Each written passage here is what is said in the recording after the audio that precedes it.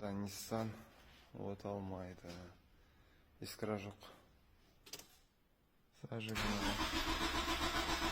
Стартер құпты, бірақ от алмайды. Трамблерге келетін сымдар. Так, трамблердің фишкасын жағдайы мен мынадай. Дома болатыр. Уақытша жағлап қойдық. О, бітті. Радиомда бастан етеміз енді. Бастан еттік. Енді осыны жалғаймыз. Пока осындай изолента. Осындай тряпочный изолента қолдандым. Көреміз, так радиом бізде полностью